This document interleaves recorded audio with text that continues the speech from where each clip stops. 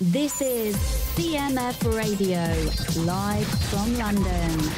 You are now in the mix.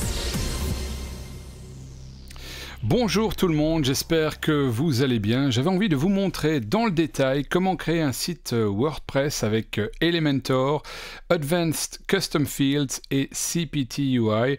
Et pour vous donner un exemple très concret, eh bien, je vais vous montrer comment j'ai réalisé le site de la radio, le site cmfradio.com que vous pouvez découvrir sur cmfradio.com. Voilà à quoi ressemble le site. Alors il y a différentes sections qui sont assez classiques, on dira, et puis il y a des sections qui ont nécessité le recours à CPT UI et à Advanced Custom Fields pour créer ce qu'on appelle des Custom Post Types en anglais, des types de publications personnalisés, donc différents des articles de blog et des pages traditionnelles.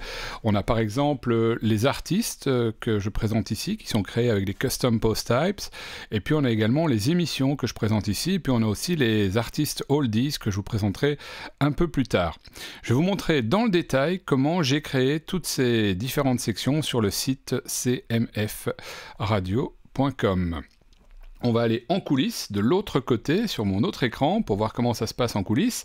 Alors pour celles et ceux qui n'ont jamais vu l'admin d'un site WordPress, je vais faire un bref tour du propriétaire. Donc on a ici sur le côté, dans le menu, dans la barre menu, les posts qui sont les articles, en français les articles de blog, la section médias où on peut uploader ses images par exemple, la section pages, on va créer des pages classiques, des pages comme About Us, comme la page Contact, comme la page de garde, la homepage du site également. Alors ici Discuss, c'est simplement une section qui est ajoutée par le plugin Discuss de commentaires.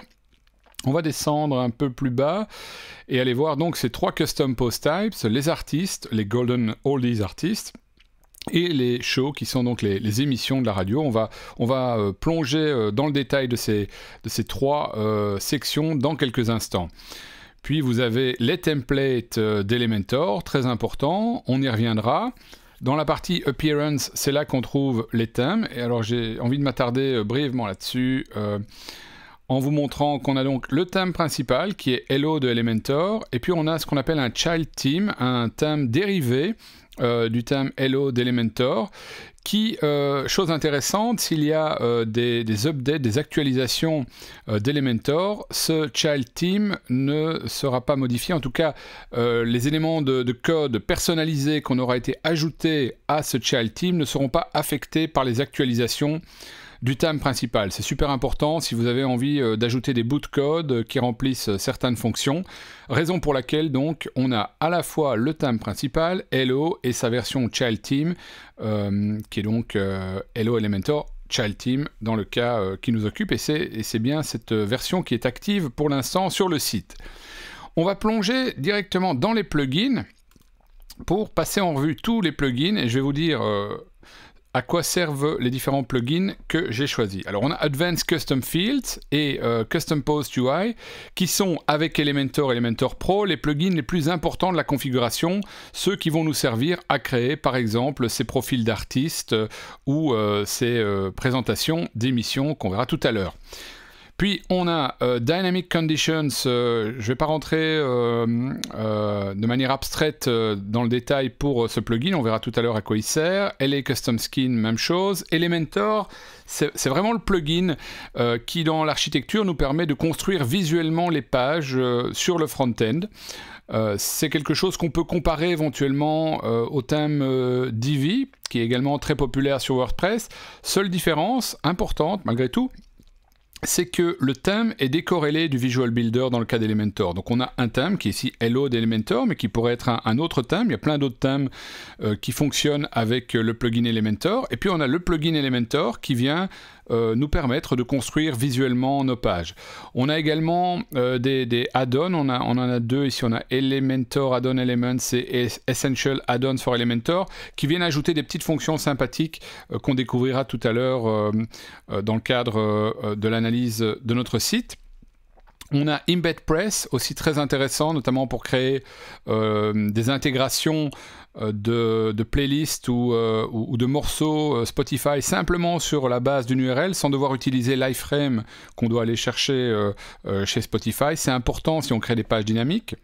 On a un plugin GDPR Cookie Compliance qui nous permet de respecter les règles en matière de RGPD en Europe. Donc ce banner que vous voyez en bas de l'écran et qu'on peut personnaliser avec différentes règles. On a Header, Footer, Code Manager qui nous permet d'injecter du code soit dans le body, soit dans le header de notre site.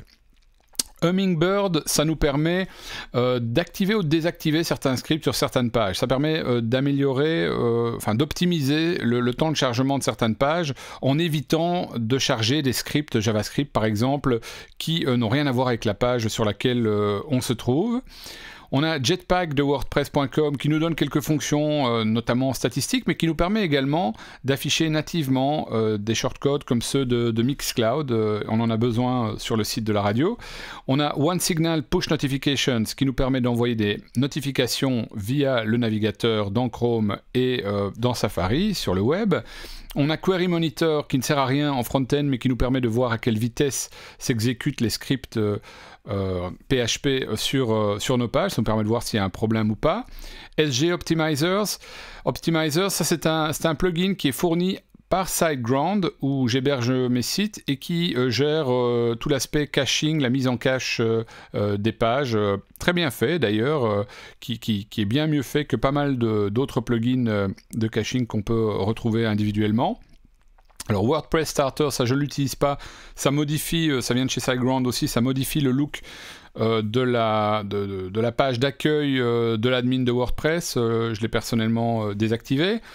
On a aussi, très intéressant, WP Mail SMTP qui nous permet en fait de bypasser la sortie classique de WordPress pour envoyer des emails, des notifications admin ou d'autres emails à des utilisateurs. Et puis on a le plugin qui est vraiment le standard en matière de SEO, donc d'optimisation de votre site pour les moteurs de recherche qui s'appelle Yoast SEO. Voilà, donc j'ai fait le tour de tous les plugins que j'utilise et on va s'attarder principalement sur deux plugins, sur ceux qui nous permettent de créer, par exemple, comme on l'a vu ici sur la première page, qui nous permettent de créer des choses comme ces profils d'artistes. Alors on va cliquer sur un profil d'artiste pour voir à quoi ça ressemble derrière, comme ça vous comprendrez déjà de quoi je veux parler. Donc c'est une présentation d'artiste avec le logo de l'artiste, un titre, une bio, un lien vers leur site web, un lien vers leur adresse email, aussi un station call que j'ai fait enregistrer par les artistes, donc un liner où les artistes se présentent sur les ondes de la radio, 2 vidéos YouTube, un lien vers leur page Facebook, un lien vers leur compte Spotify, encore un lien en rappel vers leur site web, et puis ici on va vers les archives de l'ensemble des artistes, donc ça nous présente en fait tous les artistes que nous avons pour l'instant encodés, comme vous le voyez, par de petites vignettes, et on peut aller naviguer vers la page d'un autre artiste. Les custom post types, à la différence donc des articles de blog ou des pages classiques, nous permettent de créer des pages avec une structure de données qui va être récurrente pour l'ensemble des custom post types d'un même type. Ça pourrait être par exemple des livres, des films, des recettes, avec à chaque fois toute une série de champs qu'on va déterminer et qu'on va pouvoir remplir et qu'on va pouvoir afficher sur le front-end à l'aide d'un template. Pour créer ces custom post types, on a besoin de 2 choses. Alors tout d'abord, on a besoin du plugin Custom Post Type UI, CPT UI. J'ai déjà créé 3 types de custom post type. Je vais aller vous montrer à quoi ils ressemblent en admin. Donc on va ouvrir ici l'édition et on voit par exemple pour les artistes qu'on a ce qu'on appelle le slug, c'est-à-dire ce qui va être inscrit dans l'URL, artiste, la version au pluriel qu'on va retrouver également dans la marge ici, artiste, la version au singulier. Et puis, beaucoup plus bas, des éléments intéressants, et un élément sur lequel j'ai envie juste de m'attarder, qui est le fait, on va descendre, on va se retrouver un peu plus haut peut-être, laissez-moi retrouver cet élément. Je veux juste vous montrer qu'en fait, il y a un élément qui, par défaut, est désactivé et qu'il nous faut activer. Voilà, j'y suis arrivé. C'était dans la troisième partie.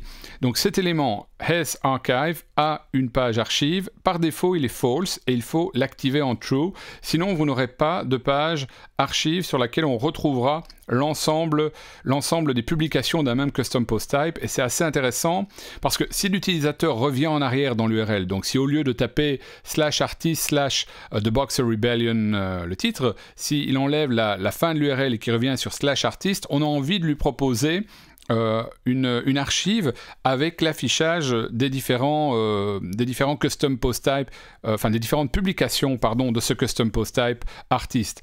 Si vous laissez ça par défaut false, il n'y aura pas d'archive et ça posera donc un problème. Donc c'est la seule chose à modifier, et peut-être ici en bas aussi désactiver l'éditeur, puisque comme on va se servir uniquement de champs personnalisés, on n'a pas besoin de la partie editor, de la partie champ d'édition d'une publication classique, comme vous pourriez l'avoir par exemple pour un article de blog. Donc on désactive ceci, et puis on sauve le custom post type, et on est prêt pour l'étape suivante. Et l'étape suivante, elle se passe via le plugin Advanced Custom Field, ACF, qui crée en fait cette section dans la marge, et on a ce qu'on appelle des field groups, et chaque field group, on va le rattacher à un custom post type. Donc par exemple, pour les artistes, j'ai créé toute une série de champs.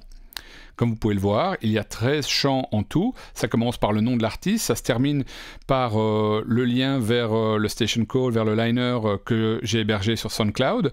Il y a des champs qui sont des champs texte, d'autres des champs images, d'autres des zones de texte, d'autres des URL, comme par exemple les vidéos YouTube ou le profil Spotify. On peut créer autant de champs qu'on veut. Et ce qui est hyper important, évidemment, c'est d'associer ce groupe de champs à un certain type de custom post type. En l'occurrence, ici, on l'a associé à un artiste. Un peu plus bas ici, vous avez toute une série de fonctions. Vous pouvez déterminer par exemple où va se trouver ce bloc de champs. Moi je préfère qu'il soit juste après le titre, tout au-dessus. Où va se trouver l'étiquette avant le champ. Je préfère la voir sur la gauche. Et puis ici vous pourriez éventuellement, si vous ne l'aviez pas fait au niveau du custom post type dans CPT UI, déterminer que vous ne voulez pas, par exemple, avoir l'éditeur de contenu à l'écran dans ce groupe de champs. Mais on l'avait déjà fait au niveau du custom post type. Ce qui nous amène donc à voir comment ça se passe au niveau d'un artiste. Donc quand on crée un custom post type et qu'on a ajouté les champs, on peut aller dans le custom post type en question. Donc imaginez, ça aurait pu être books pour livres, ou movies pour films, ou recipes pour recettes, etc. Donc on a un certain type de custom post type. On va aller voir ici tous les artistes que j'ai créés, par exemple, et on va retourner à la fiche des Boxer Rebellion que je vous ai montré tout à l'heure. Donc on clique sur Edit. Et là, vous voyez que je n'ai pas le champ d'édition classique entre le titre et le bloc des champs ACF qui me permettrait d'écrire, par exemple, un blog post. Je n'en ai pas besoin, je vais juste utiliser les champs que j'ai créés avec ACF pour créer cette fiche. J'ai donc le nom de l'artiste, le logo de l'artiste, j'ai la photo principale que je réutilise également, comme vous le voyez ici, en featured image. C'est ce qui va me donner la miniature qu'on retrouvera dans les différentes listes. J'ai la bio, une histoire perso que j'ai avec le groupe. J'ai 2 vidéos YouTube, comme vous pouvez le voir ici. J'ai également ici le lien vers leur profil Spotify, leur lien vers leur page Facebook, vers leur site web, également leur adresse email et le lien vers le station call personnalisé qu'on a enregistré et qu'on a posté sur SoundCloud. Et puis j'ai rempli les différents champs, donc la focus key phrase, le titre et la métadescription de Yoast SEO qui servent à la fois sur Facebook par exemple pour une publication et dans les moteurs de recherche sur Google, sur Bing, Yandex et ailleurs. Voilà, donc j'ai rempli tous les éléments de la page.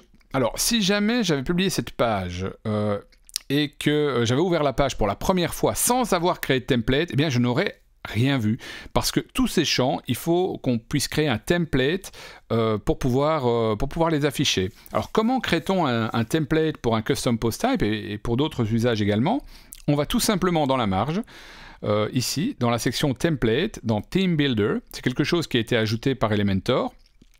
Et on va retrouver ici toute une série de sections. On viendra tout à l'heure sur Loop. On a déjà créé aussi les header et footer. Donc header et footer, alors pour revenir au site, pour que vous sachiez ce que c'est. Donc vous voyez qu'ici au-dessus, on a une pub AdSense et le logo, ça c'est le header. Et tout en bas ici, on a ces 3 colonnes, ça c'est le footer. Et de la même manière qu'on crée des templates pour ce qui se trouve au milieu, pour les pages, pour les posts et pour les custom post types, eh bien on crée un template pour le header, un template pour le footer. On peut même créer plusieurs templates header, plusieurs templates footer et définir des règles d'affichage pour qu'ils s'affichent différemment à différents endroits. Revenons maintenant au template pour un custom post type. Ça se passe via la section single du Team Builder. Et ici, on a déjà, comme vous le voyez, trois templates pour nos 3 custom post types, pour Artists, Golden Oldies et pour nos émissions. On va aller ouvrir avec Elementor celui que j'ai créé pour Artist, pour le custom post type Artist. Et vous allez comprendre toute la puissance de l'association entre Elementor, Custom Post Type UI et Advanced Custom Field. Alors, juste une petite information pratique. Quand vous ouvrez le template, il va vous afficher en dernier, en preview, le dernier custom post type, le dernier custom post pardon, que vous avez créé dans cette section. En l'occurrence ici, c'est pas les boxers, c'est Amber Lake que j'ai créé un peu plus tôt aujourd'hui. Par exemple, pour Amber Lake, je n'avais pas de logo, raison pour laquelle il n'y a pas de preview pour le logo. Alors on va voir comment on a ajouté dynamiquement toute une série d'éléments sur cette page. Parce que tous les éléments que vous voyez affichés sur cette page, ils viennent dynamiquement au cas par cas de chaque fiche d'artiste qu'on affiche, qu'on encode au fur et à mesure. En l'occurrence ici c'est la fiche d'Amber Lake. Si je clique sur le petit crayon ici pour éditer mon image par exemple, je vois qu'en fait l'information elle vient d'un champ ACF image qui est la photo principale. Imaginons que j'enlève ceci, je me retrouve avec une zone vide d'images. J'aurais pu aller choisir une image dans ma librairie, dans ma galerie d'images.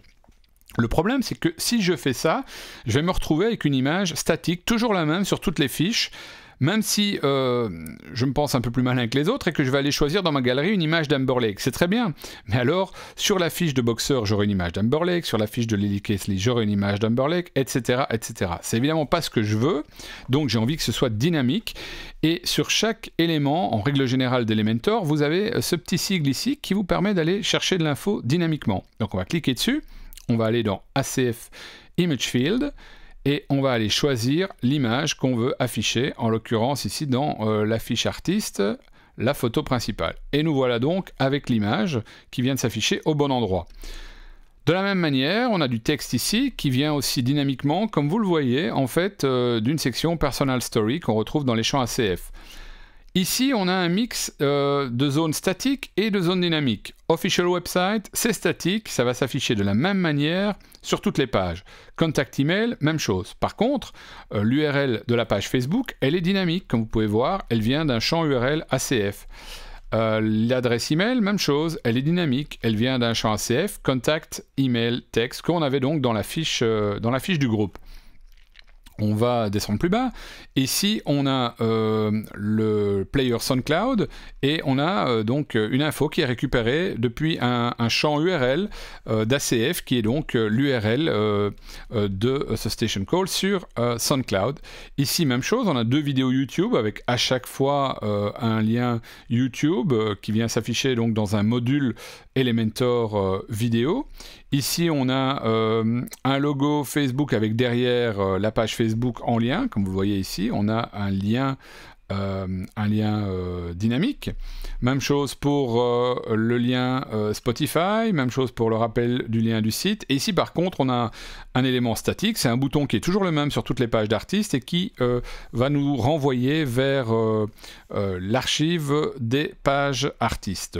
Et ici, vous avez simplement une barre avec des boutons pour partager cette page. Donc voici le template d'une page artiste. C'est évolutif évidemment. Donc si par exemple j'ai envie d'ajouter tout à coup une donnée supplémentaire sur la fiche de tous mes artistes. Là pour l'instant j'en ai une vingtaine, mais imaginons, je peux même le faire quand j'en ai une cinquantaine, j'ai envie de rajouter une info. Très bien, je rajoute un champ via ACF que je vais devoir aller remplir évidemment dans toutes mes pages artistes. Et puis je dois aller rajouter un élément, un module Elementor sur le front-end comme vous les avez ici. Et je dois aller l'associer à ce champ pour pouvoir afficher ce champ pour qu'il puisse s'exécuter sur la page à chaque fois que les pages s'affichent. C'est comme ça que ça fonctionne.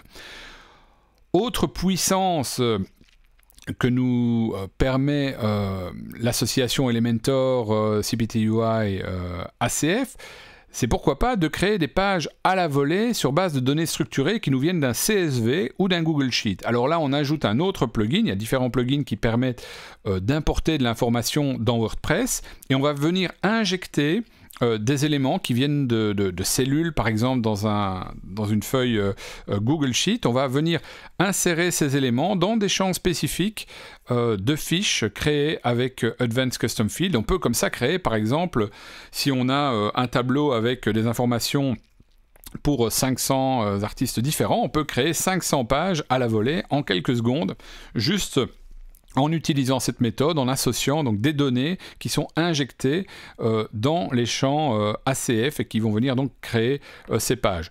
C'est super utile si vous avez par exemple un projet SEO et que vous devez créer toute une série de pages pour de la recherche localisée pour une notion donnée, comme par exemple une maison d'un certain type dans 500 villes différentes ou un certain type de centres de soins dans 500 villes différentes. Voilà, vous pouvez créer toute une variante de pages très très rapidement en affichant dynamiquement de la donnée qui vous vient d'un tableau, soit d'un tableau CSV ou d'un Google Sheet, dans des champs ACF. C'est assez puissant.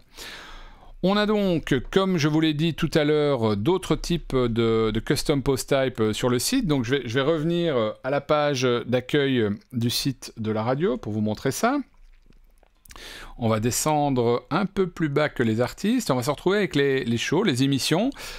Et là, ça va me permettre de vous montrer quelque chose d'important par rapport à l'ajout de code personnalisé dans le thème, dans le fichier functions.php du thème, qui m'a permis d'afficher les émissions par ordre chronologique, donc en commençant par la première à venir et puis les suivantes.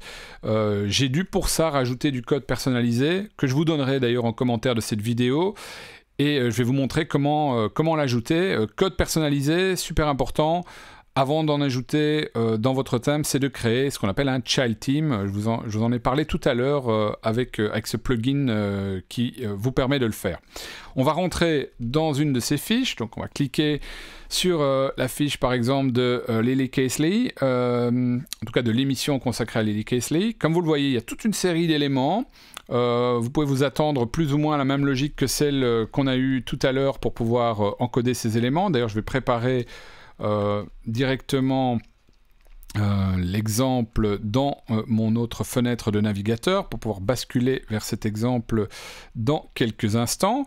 Alors sur cette page, vous voyez par exemple qu'on a le titre, le nom du présentateur, le pays de résidence du présentateur, la durée de l'émission en minutes, le temps, l'heure de l'émission, heure de Londres, heure européenne, la fréquence, le jour de l'émission, le type d'émission, la description de l'émission, la biographie, c'est la mienne en l'occurrence ici, du présentateur, également la pub qu'on a postée sur SoundCloud, la date de la prochaine émission, celle-ci sera un one-off, donc c'est le 5 mai à 16h. Ici un lien qui, en l'occurrence, va aller vers la fiche de l'artiste, une vidéo de l'artiste, et puis ici, des liens vers d'autres publications du même custom post type, donc d'autres émissions auxquelles on peut accéder en cliquant sur les liens qui se trouvent ici. Je vous montrerai tout à l'heure comment j'ai réalisé cette section également. On va donc venir en coulisses avec l'autre fenêtre de mon navigateur pour voir comment ça se passe. Comme vous le voyez, ça ressemble à ce qu'on avait pour les artistes. On a donc le titre de l'émission, la photo, la vignette du présentateur, la présentation de l'émission, toute une série d'informations pratiques, la bio du présentateur, un lien YouTube, un lien vers une page qu'on a envie d'associer à l'artiste. Ici, c'est une page interne au site, ça pourrait être une page externe. L'heure de début, heure de Londres, heure européenne, la date du prochain show, comme vous le voyez, de la prochaine émission. Et puis ici, le lien vers SoundCloud et les informations SEO qui se trouvent là, et la featured image qui est, dans mon cas, l'image, la petite vignette qui présente l'émission. Et donc, ça nous donne, de l'autre côté, ce que vous avez vu là. ici, avec même logique que tout à l'heure. Si je reviens à la section template d'Elementor, vous allez revoir exactement la même logique que tout à l'heure. Donc je vais basculer sur l'autre fenêtre en admin, puisque là on était en front-end, pour vous le montrer. Donc vous avez ici le template des émissions, comme vous pouvez le voir. Voilà, je vais ouvrir le template des émissions. On va sans doute avoir, à mon avis, non pas Lily Casely, mais voilà l'émission Backstage Diaries comme dernier exemple, parce que c'est la dernière émission que j'avais encodée. Mais c'est la même logique en preview. Et là, vous avez toute une série d'éléments également dynamiques. Ici, vous avez le titre de la publication. Vous pouvez le voir ici dans la marge. Vous avez le nom de présentateur, le type d'émission. Tout ça, ce sont des champs texte, à l'exception peut-être de celui-ci qui est un champ nombre. Et c'est intéressant peut-être de voir comment est-ce que je place duration et minutes par rapport à de la donnée dynamique. Donc vous voyez qu'on prend en fait cette donnée dynamique qui est duration, et que juste avant, on peut venir ajouter duration avec un espace, et juste après avec un espace minute, comme vous le voyez. Ça s'affiche de cette manière-là. C'est un peu le même principe partout. Donc ici pour country, vous voyez, j'ai également du texte juste avant, country, 2 points, etc. Donc c'est la même logique à chaque fois. Show description, là on est sur du texte statique, ça va toujours être la même chose. Ici par contre c'est du dynamique, c'est la description de l'émission. Là c'est partiellement dynamique, c'est le nom du présentateur, mais suivi d'une information statique, comme vous pouvez le voir ici, apostrophe S, biographie. Là c'est sa photo, dynamique, là c'est sa biographie, dynamique.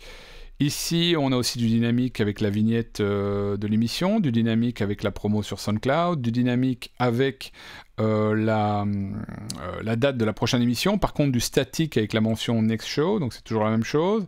Ici, un bouton qui est statique dans sa formulation, Explore the Web, mais qui est dynamique au niveau du lien. Comme vous le voyez ici, c'est statique dans la formulation, mais c'est dynamique ACF URL field host URL pour la partie lien.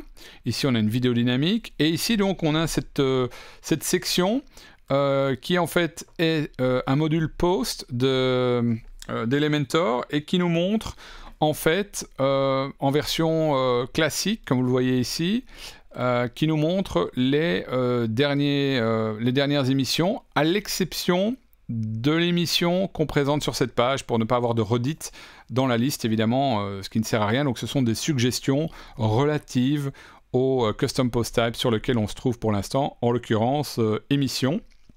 Et puis ici, vous voyez ici en bas, un lien vers une émission qui a été diffusée du même type précédemment, qu'on a posté sur Mixcloud.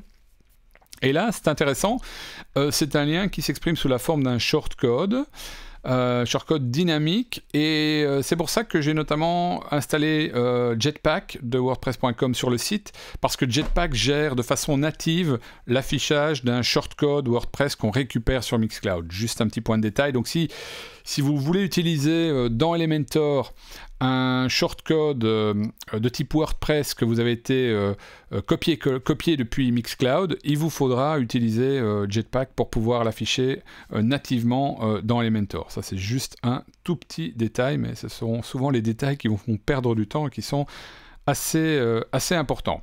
Alors, on va revenir peut-être de l'autre côté pour vous montrer un autre type de custom post type qui en fait va me permettre de vous présenter ce que j'ai appelé tout à l'heure dans les plugins le plugin de Dynamic Conditions. Alors, on va aller regarder la fiche de Polanka.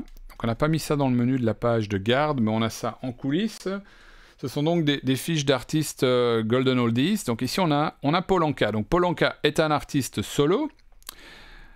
Et par contre, on a également d'autres artistes Golden Oldies. Je vais revenir à la page archive, comme ça vous voyez à quoi ressemble une page archive isolée. Donc là, on a 4 fiches pour l'instant. Et on a par exemple Les Chats Sauvages. Et Les Chats Sauvages, c'est un groupe. Ce n'est pas un artiste solo, donc on a des éléments qu'on ne retrouve pas du côté de l'artiste solo, à savoir le leader du groupe, un artiste solo, il est leader de lui-même, et les autres membres fondateurs du groupe. Donc 2 champs en fait qui n'apparaissent pas pour l'artiste solo qu'on avait précédemment. Donc on va revenir justement à cet artiste solo à Polanka, que voici. Et je vais vous montrer qu'en fait on peut accéder aussi au template du custom post type depuis le front-end. Donc ici, si vous tapez sur Edit with Elementor, vous pouvez éditer soit le header, soit le footer, soit le template pour les Golden Oldies. On va faire ça, on va ouvrir ça ici depuis le front-end, et je vais pouvoir vous montrer qu'en fait il y a 2 champs qui dans cette fiche ne s'affichent qu'à certaines conditions, ou plutôt sont masqués à certaines conditions. Donc voilà, donc on a ici, vous le voyez en fait, 2 champs avec un petit œil à côté. Et si je vais dans la partie Advanced, donc je vais bouger un peu ça pour que vous puissiez voir ce qui se passe sur le côté, que je vais dans la partie Advanced ici, vous voyez que dans Dynamic Conditions, j'ai déterminé que ces champs ne seraient pas affichés pour le lecteur en front-end si le champ leader est vide. Donc si on n'a rien mis dans le champ leader dans la fiche de l'artiste, on n'affichera pas ce champ pour l'utilisateur en front-end. Même chose pour le champ suivant. On va aussi dans Advanced et on va voir que si le champ Other Founding Members, autres membres fondateurs, est vide, eh bien on n'affichera pas ce champ en front-end, ce qui nous permet donc de proposer une fiche bien propre au lecteur en front-end. Sinon pour le reste, c'est une structure assez comparable. On a la pochette du disque ici, qui est aussi notre featured image pour l'artiste. On a une photo de l'artiste, on a une bio en anglais, une bio en français, on a une vidéo YouTube, un lien vers Wikipédia en français, en anglais, et ici, on a un player Spotify, mais en fait on n'utilise pas, chose importante, on n'utilise pas l'iframe que vous pouvez aller chercher sur Spotify, donc l'embed qui vous permet d'intégrer un player Spotify comme vous pourriez le faire avec une vidéo YouTube. On utilise l'URL du profil de l'artiste et on utilise un plugin qui s'appelle EmbedPress qui nous permet en fait d'aller chercher une info dynamique. Comme vous pouvez le voir, je vais rebouger ici mon écran. Donc ici sur le côté, vous voyez que on utilise EmbedPress et qu'on a pu dynamiquement aller chercher un champ dans notre fiche qui était l'URL Spotify. Alors pourquoi ce petit détour? Tout simplement parce que si vous ajoutez un champ HTML, je peux aller vous montrer à quoi ressemble un champ HTML dans Elementor. Donc je vais taper HTML, voilà. Donc admettons que j'ajoute un champ HTML juste pour pouvoir vous montrer ce qui se passe sur le côté. Vous voyez, un champ HTML, je peux ajouter de l'info précise, statique, mais je ne peux pas aller en fait me nourrir d'une info dynamique dans un champ HTML sur Elementor. Et donc, je dois trouver en fait une autre voie pour pouvoir dynamiquement nourrir un code d'intégration. Et c'est pour ça que j'utilise le plugin EmbedPress pour arriver à mes fins et pour pouvoir afficher, par exemple, un player Spotify comme je l'ai fait ici.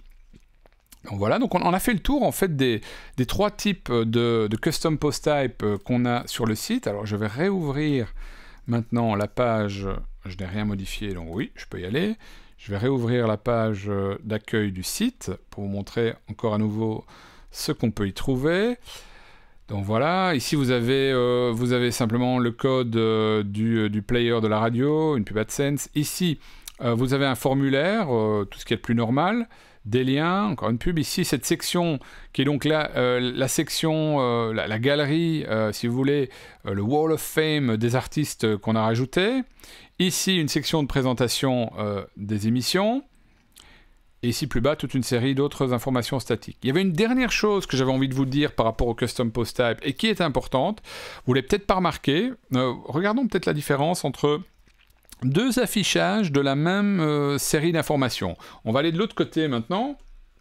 On va regarder par exemple ici les petites vignettes qu'on avait pour présenter les émissions. Vous voyez que c'est des vignettes assez simples, c'est simplement la featured image de l'émission. On aurait pu avoir le titre en dessous, mais bon, ça c'est l'affichage classique, si vous voulez, qu'on qu'on a d'une série de posts. Donc si je reviens ici, attendez que je revienne sur la partie contenu. Voilà, alors c'est intéressant parce que ça ne m'affiche pas les choses comme je voudrais que ça me les affiche.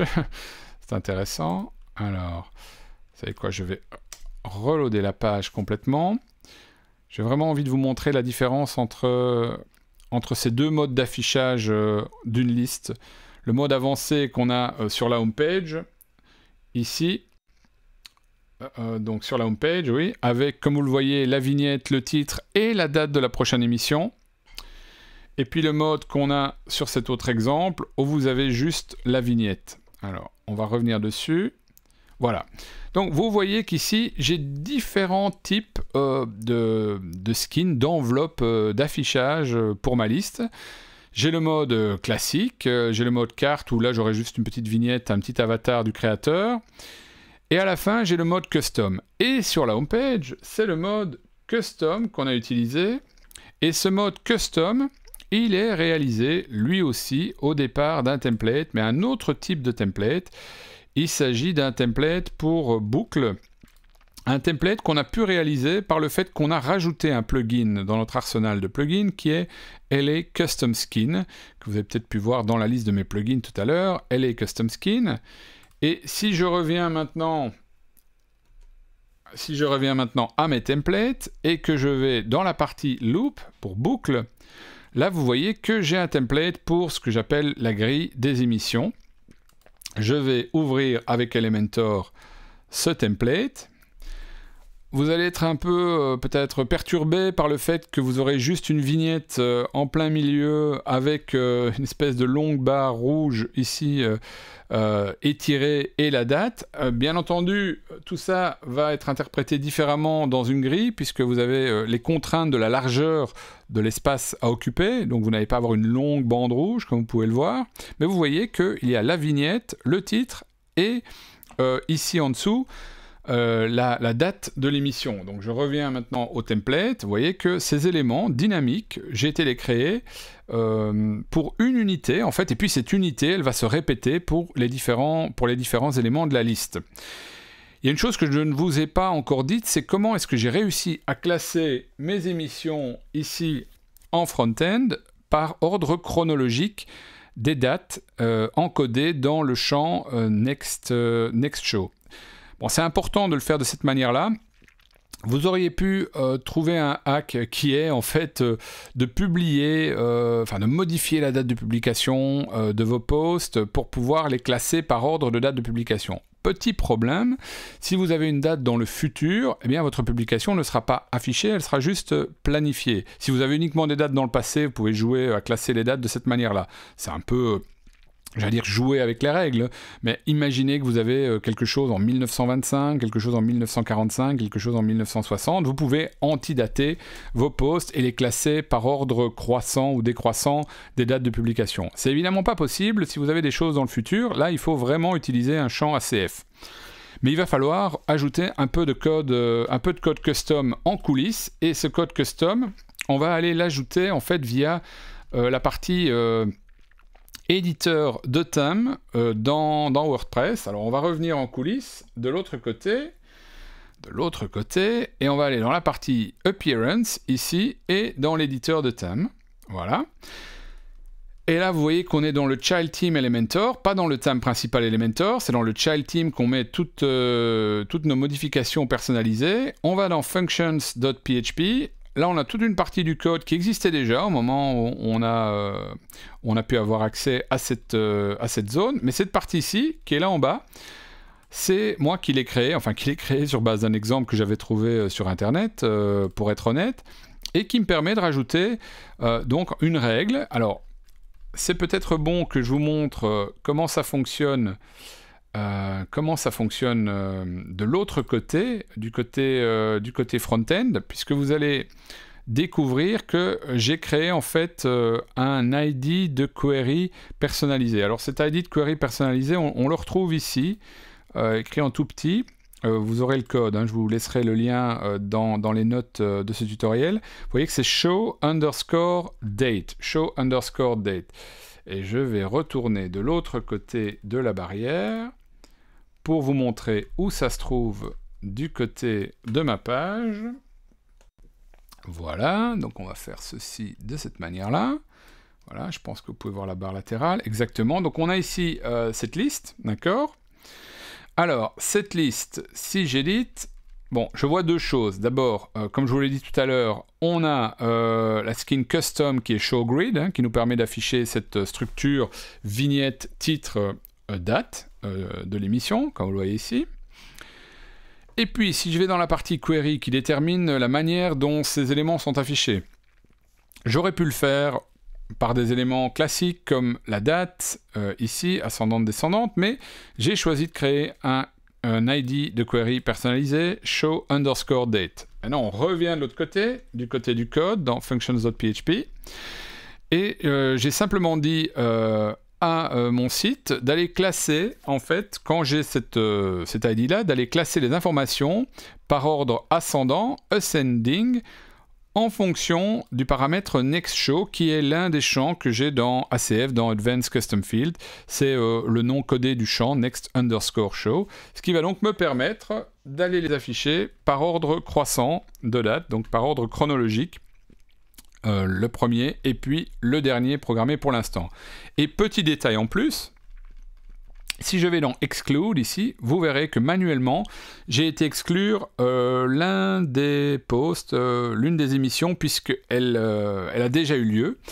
Si je ne l'avais pas exclue, elle aurait toujours été dans l'ordre chronologique, parce que j'ai pas envie de la remettre en mode brouillon, parce que j'ai envie de la garder dans les archives du site, qu'elle soit toujours accessible, parce qu'elle peut me créer du trafic en termes de SEO. Donc j'ai envie de la garder active, mais j'ai pas envie qu'elle s'affiche évidemment dans la liste, puisque la date n'a plus aucune importance pour les visiteurs du site. Donc j'ai été manuellement enlever cette émission de la liste.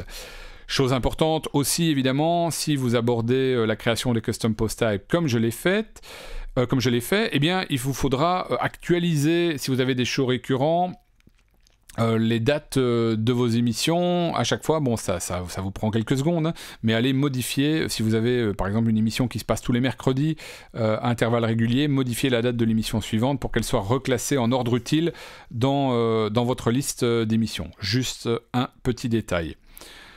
Voilà, je pense que j'ai fait vraiment le tour de ce que j'avais envie de vous dire. Donc j'avais envie aujourd'hui de vous présenter Elementor Pro, qui vous permet vraiment de créer des sites, je dirais, super avancés en termes de fonctionnalités, quelque chose que vous ne pourriez pas faire aussi facilement si vous utilisez une solution comme Wix ou comme Squarespace. Vous pouvez vraiment faire des choses avancées avec WordPress, avec Elementor Pro, ACF et CPT-UI. C'est vraiment le trio ou le quatuor parfait si on ajoute WordPress.